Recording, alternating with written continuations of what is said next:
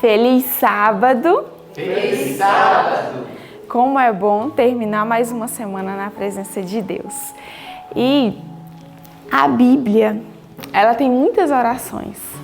E esse fim de semana que passou, eu encontrei essa oração e eu falei, Senhor, que oração linda para começar o culto. E eu queria convidar você para abrir a sua Bíblia em Salmos 43, verso 3. Salmos 43, verso 3. E você é muito bem-vindo ao nosso culto, que o Senhor também te deu um dia maravilhoso na presença dEle. E olha que oração linda essa. Diz assim no Salmos 43, verso 3. Envia a tua luz e a tua verdade, para que me guiem e me levem ao teu santo monte, aos teus tabernáculos. Amém? Você quer ir à presença de Deus nesse dia? Eu quero, você quer também? O desejo de Deus nesse sábado é que nós possamos, pela fé, adentrar nos portais celestiais, que você se una à adoração dos anjos. E o Senhor quer fazer isso, então eu te convido para orar junto conosco aqui na igreja. Senhor, nosso Pai, queremos a Tua luz, Senhor, a Tua paz, o Teu discernimento. Queremos também que no nome santo de Jesus, pela Tua misericórdia e poder, o Senhor nos aceite agora em Tua presença, o Senhor aceite esse culto de adoração que ergueremos a Ti. Nós te agradecemos pelo dom da vida, pelo dom de termos mais um sábado para te adorar. Fica conosco, Senhor, nos batiza com teu Santo Espírito nessa manhã. Em nome de Jesus, amém. E nós lemos que o desejo aqui do salmista era que o coração dele fosse iluminado. E o seu desejo é receber luz do céu? E eu sei que é porque você abriu esse vídeo e está aqui para adorar junto conosco. O nosso desejo é que o Senhor nos dê luz, que seja manhã na nossa vida. Por isso nós vamos louvar o nosso Deus com o hino 224. É manhã no coração. Coração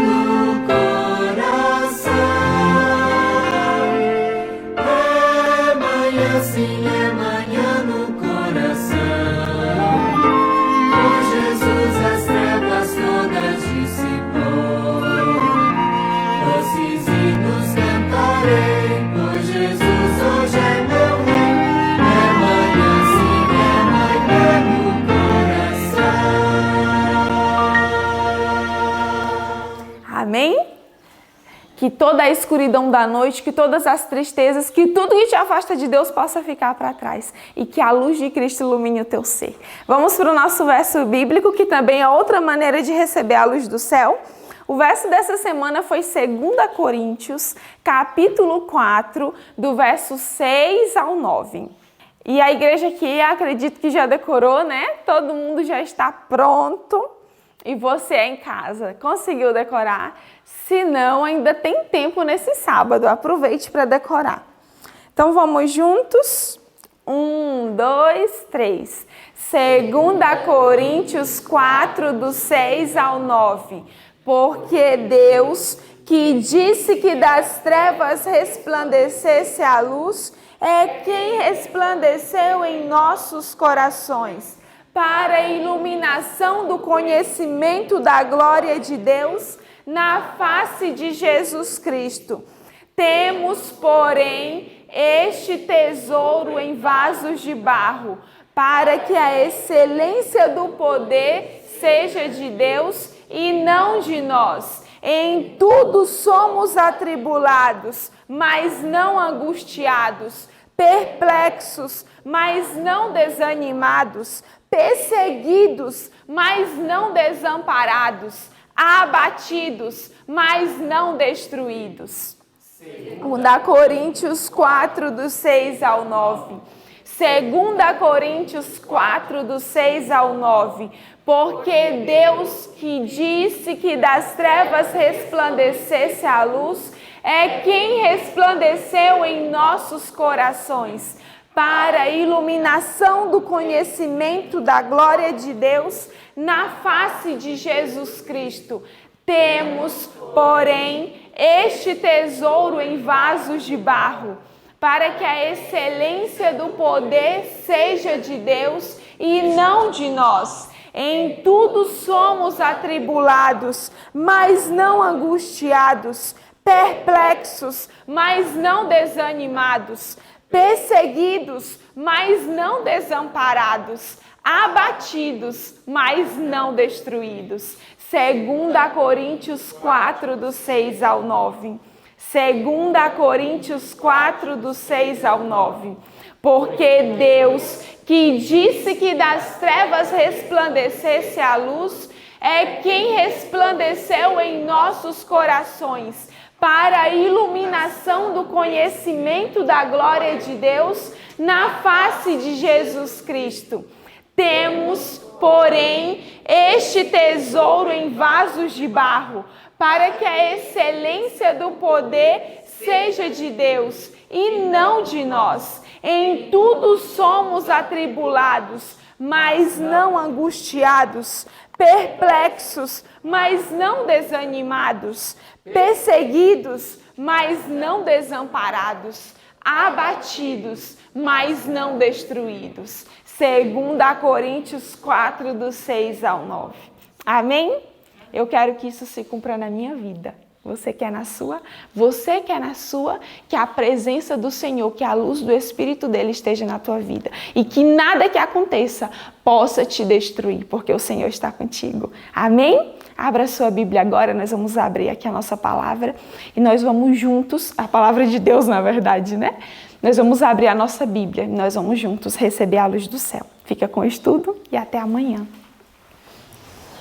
Hoje é um dia muito especial para essa casa. Eu não gosto de despedidas e meu coração fica doído todas as vezes que eu experimento isso que eu venho experimentando nos últimos 12 anos, 13 anos. Despedir alunos para irem para o campo, irem para a batalha, é uma guerra. Eles estão indo para lá. E eu preciso que você compreenda uma coisa tremenda.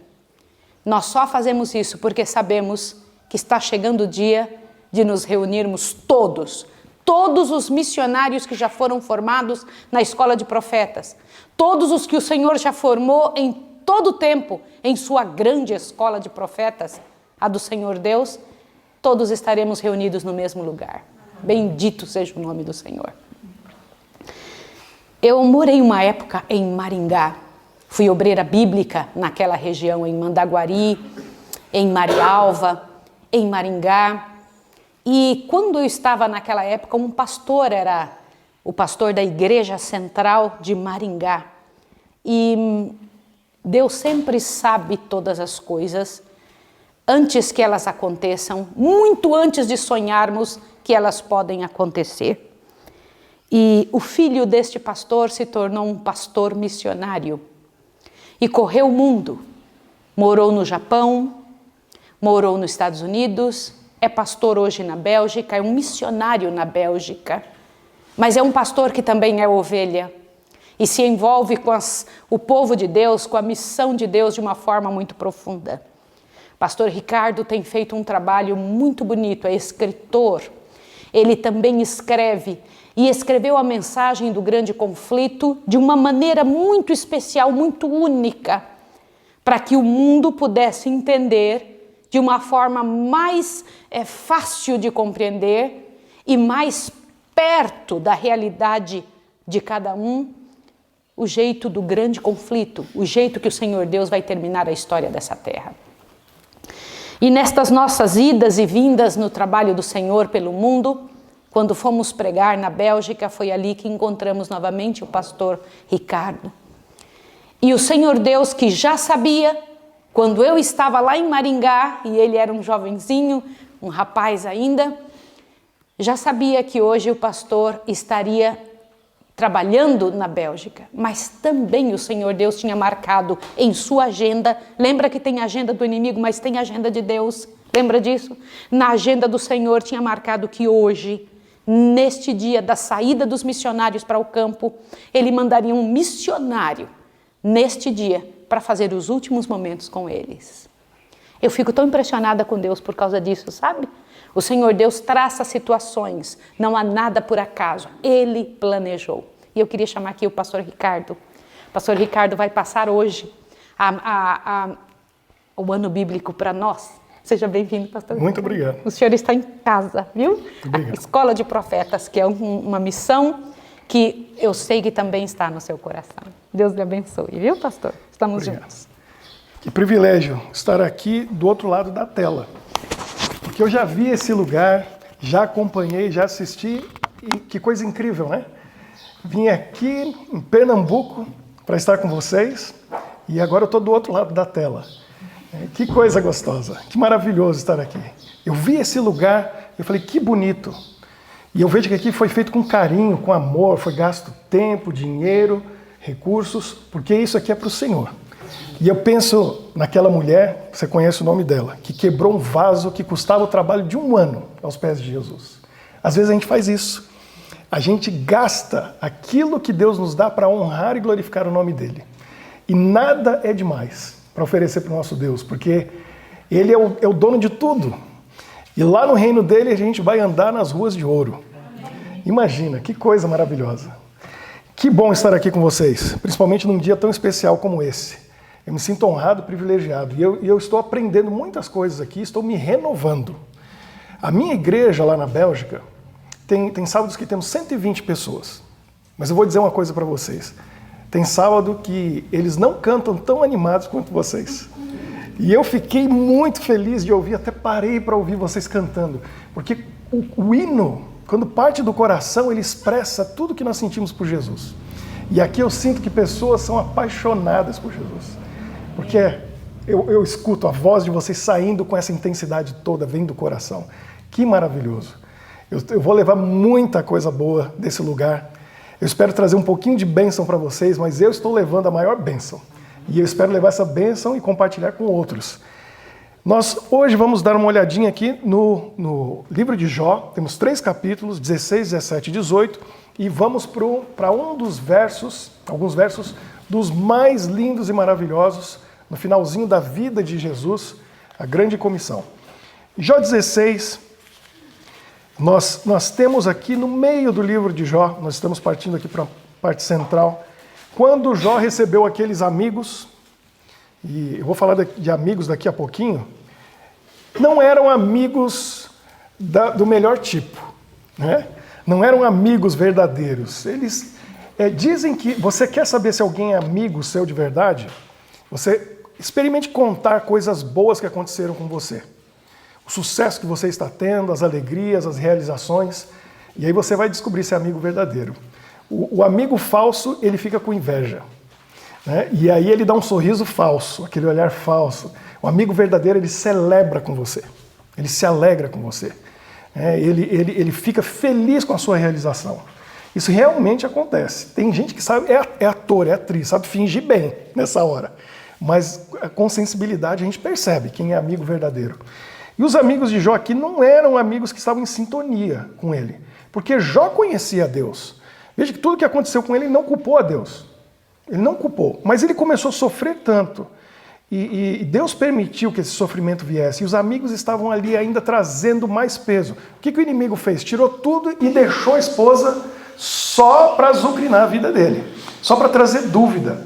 E ele resistiu. Mas quando chega nesse pedacinho aqui, no capítulo 16, Jó começa a se queixar de Deus. Então, no verso 1 diz aqui, então respondeu Jó, tenho ouvido muitas coisas como essas, todos vós sois consoladores molestos. Olha só, que tipo de consolador é esse que vem me molestar? Jó estava indignado com aquela situação e ele começa a reclamar. Ele começa a não entender por que ele estava passando por aquilo. E no capítulo 17, Jó não espera mais nada dessa vida. Agora ele já desiste e ele espera morrer. E aqui diz, o meu espírito, no verso 1, se vai consumindo, os meus dias se vão apagando, e só tenho perante mim a sepultura. Ele esperava a morte. A esperança estava indo embora. Existe um limite que o ser humano suporta. E nós vemos lá na história de Elias, né? Elias tão corajoso, tão forte, mas de repente nós não conseguimos entender isso, mas chegou no limite. E Elias foi embora, fugiu 40 dias no deserto pedindo a morte. Por quê? Existe um limite. Por isso nós precisamos de amigos verdadeiros, para nos apoiar, para nos ajudar nesses momentos. Espero que você seja esse amigo, essa amiga de alguém. Os missionários que estão saindo, pense nisso. Deus está enviando você para ser o amigo verdadeiro de alguém. Esse é o tesouro mais valioso que nós temos na Terra. E não tem preço uma pessoa para nos ouvir, nos apoiar, nos ajudar. Todos nós precisamos. E eu ouvi uma frase que me faz pensar bastante a respeito disso. Dizem que nós temos 50% de chance de sermos felizes, pelo menos. Porque família, ninguém escolhe. E geralmente com quem nós trabalhamos também não dá para escolher. Mas a pessoa com quem nós vamos nos casar, acho que ninguém aqui está pensando num casamento arranjado, né? Isso é coisa lá do Oriente Médio. E os amigos nós podemos escolher. Então precisamos escolher com sabedoria. Porque aí pelo menos a metade das pessoas com quem nós convivemos são pessoas, se nós escolhermos bem, que vão nos apoiar, vão nos ajudar, vão nos impulsionar. Mas mais importante é ser essa pessoa. E aqui Jó, ele já estava totalmente desanimado, desistindo. E no capítulo 18, Bildade, um daqueles amigos que não tinham entendido quem era Deus, ele começa a descrever o resultado da vida do perverso. Por que ele estava falando isso? Porque ele achava que Jó, como nós vimos em outros capítulos anteriores, tinha algum problema. E aí que dor, né? Jó inocente, sabendo que era inocente, diante de Deus, esperando alguma solução, alguma resposta de Deus, o amigo vem dizer, olha, o perverso acaba assim. Confessa logo, Jó. Fala qual é o seu pecado, qual é o seu problema. E aí nós sabemos o que acontece. Vocês vão continuar lendo, nós vamos continuar lendo, logo Deus vai se manifestar. E é isso que acontece. Quando nós oramos, buscamos em meio ao nosso sofrimento por Deus, isso aconteceu com Davi, nós lemos em alguns salmos, Jó encontrou a Deus, ele mesmo. A resposta de Deus para a nossa angústia, o nosso sofrimento, é ele mesmo. E foi isso que Deus deu para Jó. Mas eu quero ir com você agora, lá para o Novo Testamento, na outra parte do nosso ano bíblico, onde nós nos encontramos no finalzinho do livro de Mateus. E a leitura de hoje está em Mateus 28, nos versos 16 a 20. Bom, para nós entendermos aqui um pouquinho, eu convido você para olhar um pouquinho antes, no verso 7. Mateus 28, 7, aqui está falando da ressurreição de Jesus e o seu aparecimento às mulheres que foram ali no sepulcro. Um anjo estava ali e disse assim, no verso 7, e depois depressa e dizei aos seus discípulos que ele ressuscitou dos mortos e vai adiante de vós para onde? Para Galileia. Ali o vereis. É como vos digo. Então isso foi algo combinado e foi espalhada essa informação. Jesus vai para Galileia. Ele se encontrou com os discípulos no cenáculo. Lembra que um deles, ou quem sabe alguns deles, não estavam ali naquele primeiro encontro? Tomé, né? E Tomé duvidou. Ele não acreditou. Pois uma semana depois, Jesus aparece novamente ali, sem bater a porta. Ele surge no meio deles e quem estava ali? Tomé. E Jesus olha para Tomé, né, e diz assim: é isso que você precisa, Tomé? Então vem aqui, põe sua mão aqui, na ferida, né, na minha cicatriz. Vem aqui e veja que eu sou de carne e osso. Sou eu mesmo. E Tomé vai lá e faz isso. Eu fico impressionado. Porque na dúvida, na falta de fé, Jesus oferece a Tomé exatamente o que ele pediu. Exatamente o que ele precisava. E aí o que Jesus... Bom, primeiro Tomé faz uma afirmação fantástica. Talvez a afirmação mais forte no Novo Testamento. Sabe por quê? Todo mundo dizia, Jesus é um profeta. E alguns diziam, ele é o Filho de Deus. E alguns diziam, ele é o Messias. Mas o primeiro que afirma isso foi Tomé. Olha da falta de fé onde Tomé chega. Ele olha para Jesus, ele se curva e diz, Senhor meu e Deus meu. Ele chama Jesus de Deus. Que coisa fantástica. Ele reconheceu que aquele homem diante dele era Deus. E ele afirma isso. E Jesus agora diz para ele algo para nós. Porque ele diz assim, Tomé, você me viu, tocou em mim e creu? Bem-aventurados, muito mais são aqueles que não me viram e creram em mim. Jesus estava falando de quem? De você, de mim. Falou, você é bem-aventurado, mas esses, na escola dos profetas, muito mais. Eles não me viram e vão dedicar a vida para mim. Eles vão aceitar o meu chamado, o meu convite. E qual foi o convite de Jesus? Vamos lá, verso 16. Seguiram os 11 discípulos para a Galileia, para o monte que Jesus lhes designara. Era aquele convite que ele falou, lá na Galileia. E quando viram, o adoraram, mas alguns duvidaram. O livro Desejado de Todas as Nações diz que havia ali 500 pessoas. Não eram só os 11. A informação se espalhou e esses foram para lá. Diz que Tomé contou essa história. Empolgadíssimo, animadíssimo, feliz. Eu duvidei. Eles contaram para mim que Jesus tinha ressuscitado, mas eu não acreditei. E aí Tomé conta que ele viu Jesus, tocou em Jesus, e aí cheio de fé ele espalha aquela notícia. Os outros discípulos contando, falando, e Pedro provavelmente estava contando também. Eu neguei 3 vezes a Jesus, mas ele veio na beira do mar da Galileia, me convidou, conversou comigo, e nós acabamos de ver esse texto, não é isso? Em João 21. E Jesus, ele perguntou 3 vezes para mim se eu amava. E eu tenho que contar um detalhe para vocês. Porque eu disse ontem para vocês que a Bíblia é tão profunda e a gente sempre vai aprendendo mais, aprendendo mais, aprendendo mais.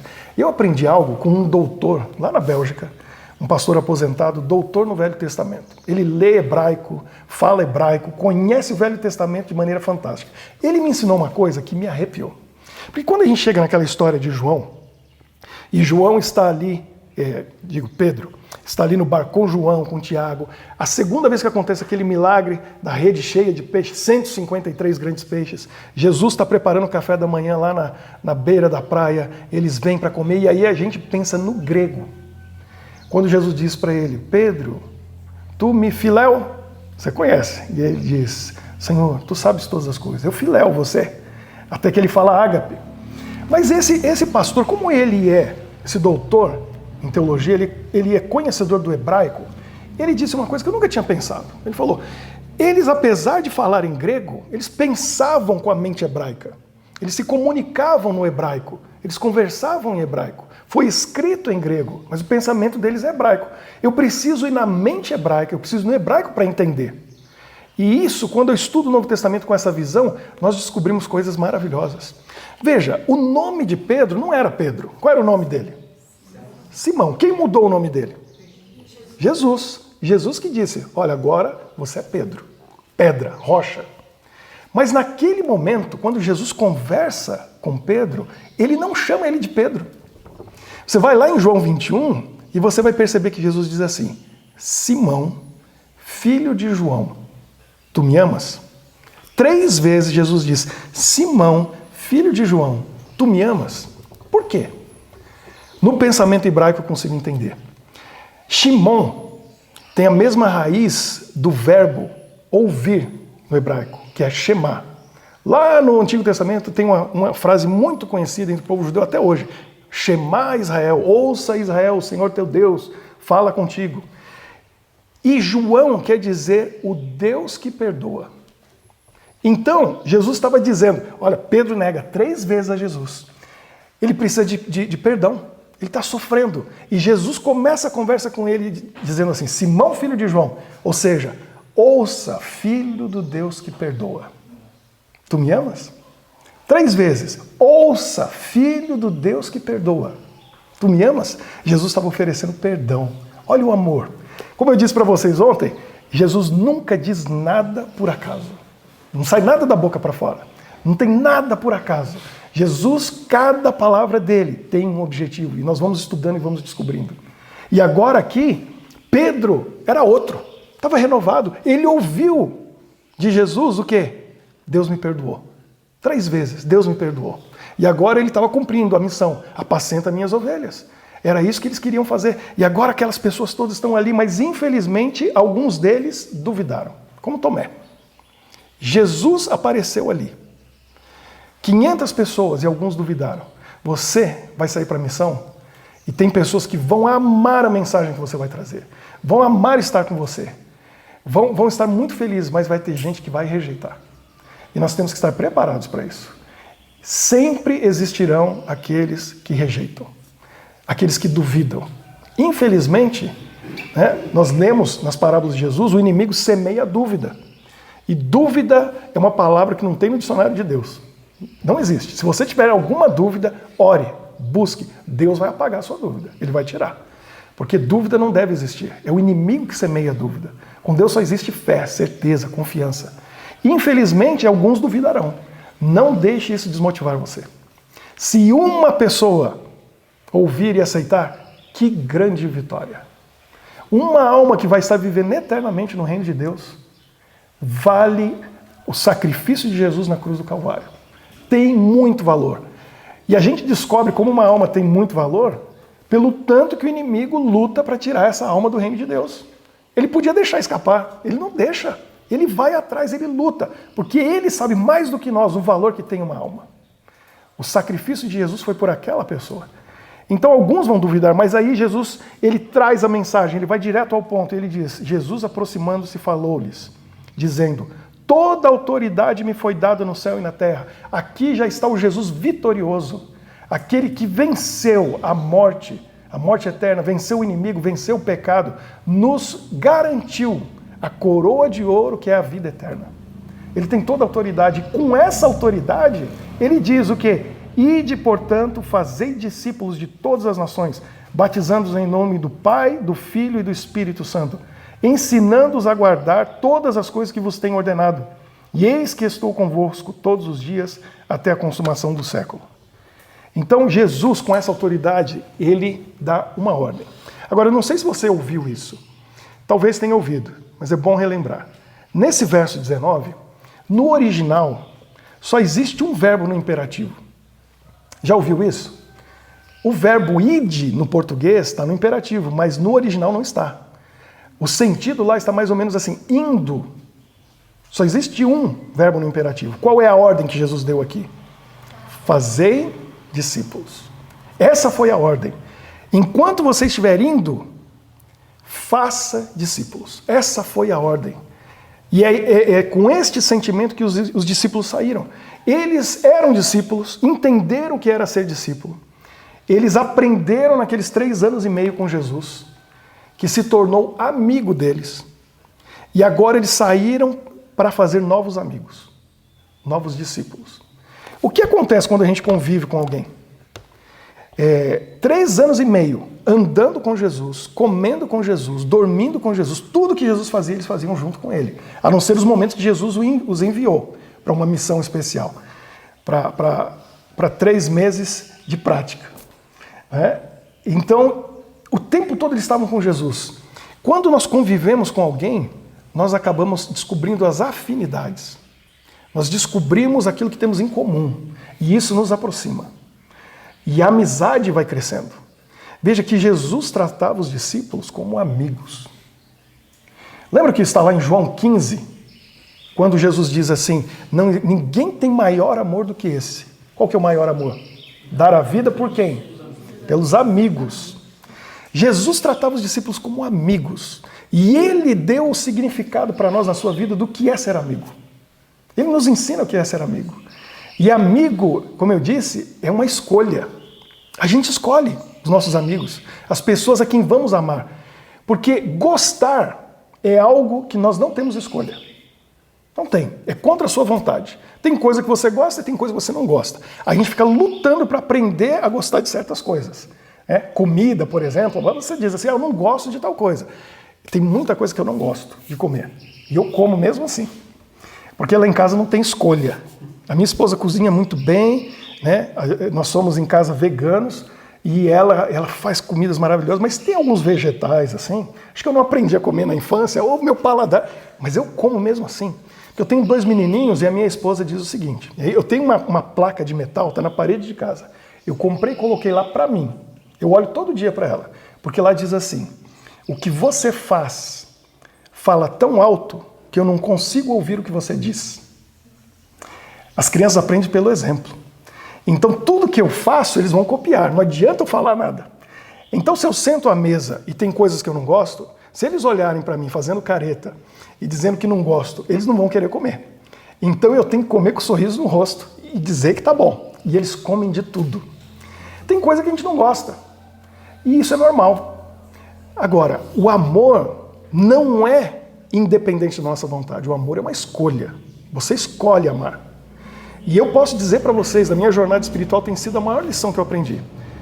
Eu tenho membros na igreja que por algum motivo não têm afinidade comigo. Às vezes alguns não gostam de mim.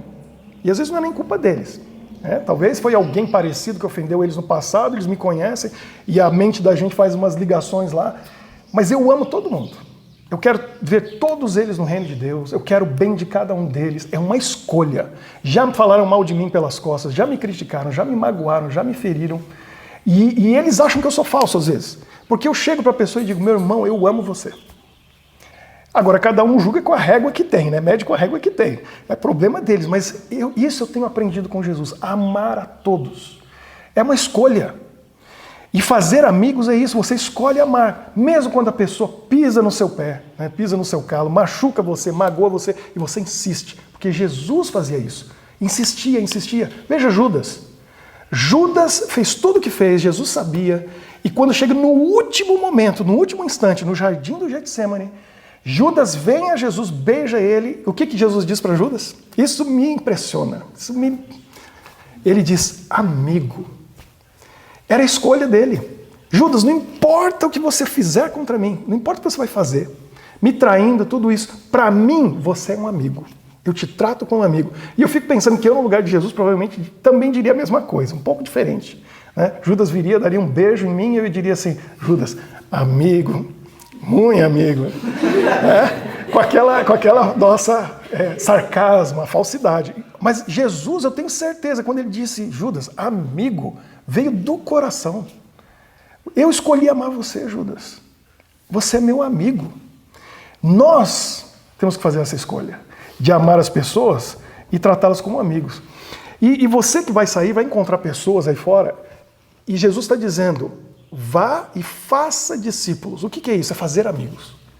Discípulo é fazer amigo, porque a pessoa vai seguir você que segue Jesus. Só que a gente só anda, só se for amarrado, né? Você não vai amarrar ninguém, acorrentar para dizer me segue. A gente só segue alguém que a gente tem afinidade, que a gente gosta, com quem nós temos coisas em comum, amamos a presença da pessoa e aí a pessoa e vamos juntos. Então eu quero contar para vocês algo muito, muito importante. Interessante que eu aprendi com o pastor Mark Finley. Eu estava lá no Paraná, lá no Iapé. E o pastor Mark Finley foi lá fazer uma palestra de evangelismo para nós pastores. Nós estávamos em mais de 400 pastores. Todos os pastores da União Sul do Brasil. Na época eu trabalhava no Rio Grande do Sul. E ele contou uma experiência que eu achei fantástico. Ele dizendo o seguinte, que uma irmã chegou para ele e disse, pastor, eu queria que o senhor visitasse meu esposo. Ele não é cristão, é um homem muito difícil, ele rejeita a palavra de Deus, a igreja, mas eu queria que o senhor fosse lá. Aí ele ficou preocupado, né? Ela falou que ele era um homem meio duro, um homem muito, né, que rejeitava as pessoas. Mas aí, o que ele fez? Ele perguntou para ela, do que ele gosta? Quais são os hobbies dele? Qual que é a paixão dele? Ih, pastor, que ele gosta de armas. Ele tem uma coleção de armas. Aí o pastor Mark Phillip pensou, tá difícil esse homem, como que eu vou fazer? Aí ele orou, pensou a respeito e foi lá fazer a visita. Quando ele chega, a irmã recebeu com muita alegria, abriu a porta e o homem já estava lá resmungando. Ei, você veio trazer esse pastor aqui, né, e tal, esse pessoal. E aí ele entrou, sentaram na sala, começaram a conversar. E aí o pastor Mark Finley fez a pergunta que mudou tudo, né? Fulano, prazer estar aqui na sua casa, estou muito feliz. Eu ouvi dizer que você gosta muito de armas. O homem parou, os olhos brilharam. Pastor, eu gosto muito. É mesmo? Que armas que você tem? Ele começou a falar, começou a dizer, eu tenho uma coleção. O senhor quer ver? Claro que eu quero ver, mostra para mim. Começou a trazer as armas e punha na mão do pastor. E o pastor olhava e ele dizendo, esse modelo, isso e aquilo. E foi, até que chegou o momento que ele disse o seguinte, ele tinha uma casa, era um lugar mais afastado, um quintal bem grande no fundo, assim, com árvores, o gramado. E ele disse assim, pastor, vamos lá atrás dar uns tiros?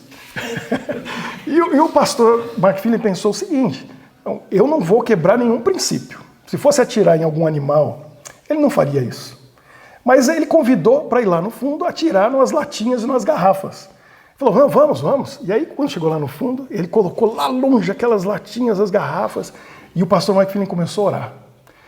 Porque ele falou, Senhor, eu nunca atirei com uma arma. Mas, para a honra e glória do teu nome, para a salvação dessa alma, me ajuda a acertar aquela garrafa. E o homem falou para ele, pastor, o senhor atira primeiro. E ele se posicionou e preparou e mirou lá naquela garrafa lá longe, ele orou, pá, e derrubou a garrafa. E o homem, pastor, você é matador. Resultado, o que surgiu ali? Afinidade, amizade, o pastor era bem-vindo quando ele quisesse naquela casa. E ele vinha e estudava a palavra de Deus e o resultado, hoje aquele homem é o nosso irmão. Batizado na nossa igreja, se entregou a Jesus, porque alguém estava disposto, lembra ontem? A atravessar para o outro lado. Sair da zona de conforto. E lá onde a pessoa está, encontrar ela na realidade dela, no mundo dela, entender as coisas do jeito que ela entende, para dizer, eu me importo com você. Eu escolhi ser seu amigo. Eu escolhi amar você. E eu estou disposto a fazer coisas que eu nunca imaginei que eu faria. Não vou quebrar nenhum princípio. Mas eu vou sair da minha zona de conforto, porque eu quero ver você no reino de Deus. E é isso que nós somos chamados, no ir de fazer discípulos. É fazer amigos. É encontrar as pessoas onde elas estão, como Jesus fazia. E abrir mão de certas coisas que nós nos apegamos e ficamos aqui fechados, tentando ver as coisas do ponto de vista das outras pessoas, entrando no mundo delas. Os discípulos fizeram isso, eles entenderam isso. E aqui no livro Desejado de Todas as Nações, eu quero ler só um parágrafo para vocês que diz assim, os primeiros discípulos saíram pregando a palavra. Eles revelaram Cristo em sua vida e o Senhor andava com eles, confirmando a palavra com os sinais que se seguiram.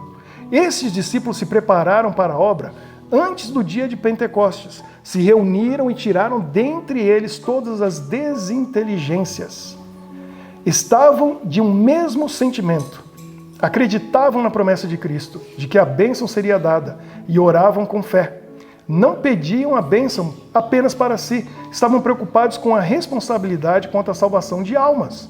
O evangelho devia ser levado até os confins da terra, e eles reclamavam a doação do poder de Cristo, que Cristo prometera. Foi então que o Espírito Santo foi derramado, e milhares se converteram num dia. Veja, em Atos 1, Jesus explicou, antes de partir as últimas palavras, vocês serão as minhas testemunhas, porque o Espírito Santo vai descer sobre vocês, e vocês vão ser minhas testemunhas em Jerusalém, na Judéia, Samaria, até os confins da terra. Então a missão que Jesus nos deu, cheios do Espírito Santo, é local, regional e mundial.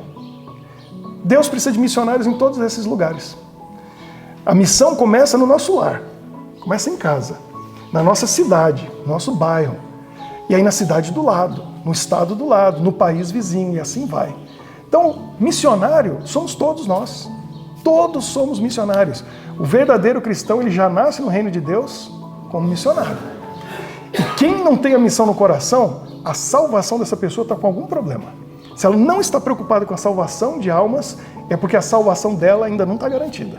Porque uma pessoa que já recebeu a salvação, ela transborda. E esse transbordar espirra nos outros. Ele quer levar a salvação para os outros. Você que é missionário, fica tranquilo com a sua salvação.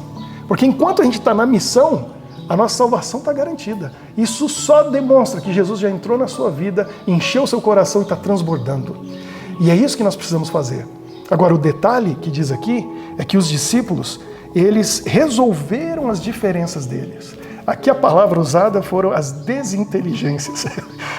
O que quer dizer desinteligência? Tinha alguma coisa que não era muito inteligente ali, algumas burrices, né, que estavam acontecendo, que eram aqueles desentendimentos deles. Quem que vai ser maior no reino de Cristo?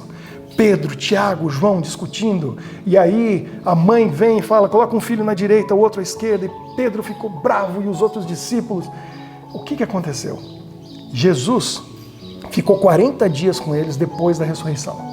Ensinou o que precisava ensinar, perdoou a Pedro, tirou a dúvida de Tomé, e aí ele fala, agora eu estou indo embora. E vocês vão receber o Espírito Santo. E vão ser minhas testemunhas, Jerusalém, na Judéia, Samaria e os confins da terra. Fique em Jerusalém, não saia, porque vai vir o Espírito Santo. Quanto tempo depois veio? 10 dias depois. Jesus foi, o Espírito Santo não veio. O que eles fizeram aqueles 10 dias? Resolveram, aqui diz o quê? As desinteligências. Eles ficaram 10 dias orando e resolveram os problemas relacionais. Eles conversaram entre eles e aí confessaram seus pecados uns aos outros, se perdoaram, e quando houve perdão e a união, que é o que Jesus tinha orado lá em João 17, que eles sejam um, eles se tornaram um naquele momento, perdoando, resolvendo os problemas, as diferenças. E aí o que aconteceu? Deus olhou lá do céu e falou, agora eles estão prontos. Jesus olhou para o Pai e falou, Pai, esse é o momento. Vamos mandar aí o Espírito Santo. O Espírito Santo foi derramado com maneira poderosa. Pedro sai com uma coragem, que eu não sei de onde esse homem tirou aquela coragem. Tinha milhares de pessoas diante dele. E você lê em Atos 2 o que ele disse. Eu não sei, eu preciso do Espírito Santo para ter aquela coragem para dizer aquilo. Porque você tem milhares de pessoas diante de você e diz o seguinte, vocês mataram o Messias. Esse Messias que vocês mataram. Imagina que coragem. Vai que 2 ou 3 deles falam assim, vamos pegar esse Pedro. Porque ele... Imagina, ele não tinha chance. Tinha milhares de pessoas, mas que autoridade. Aquele homem tímido, acabou a timidez. Que coragem. E ele diz 2 vezes, foram vocês que mataram o Messias. E aí o Espírito Santo tocou o coração deles, porque não era Pedro falando, era o Espírito Santo falando. O que nós fazemos? Se arrependam, sejam batizados, vocês vão ser salvos. E vão receber o Espírito Santo. Atos 2:38. E aí foi o que aconteceu. 3.000 daqueles que mataram Jesus foram recebidos e foram acrescentados na família cristã. Essa vai ser a sua experiência, cheio do Espírito Santo. Você vai falar com autoridade, com poder. Jesus disse, vá, faça discípulos. O que é fazer discípulos? Amigos para Jesus. Quem é amigo de Jesus vai trazer amigos para ele. E foi assim que os discípulos fizeram. O evangelismo era assim, eles traziam os amigos. No começo, no princípio, Pedro e André foi assim que aconteceu. Venha e veja. E ele trouxe um amigo. Você vai levar amigos para Jesus. Que Deus abençoe você, que essa lição fique no nosso coração e que você saia daqui cheio do amor de Jesus e do Espírito dele para poder levar ao mundo o grande amigo que é Jesus. Que Deus nos abençoe. Vamos orar?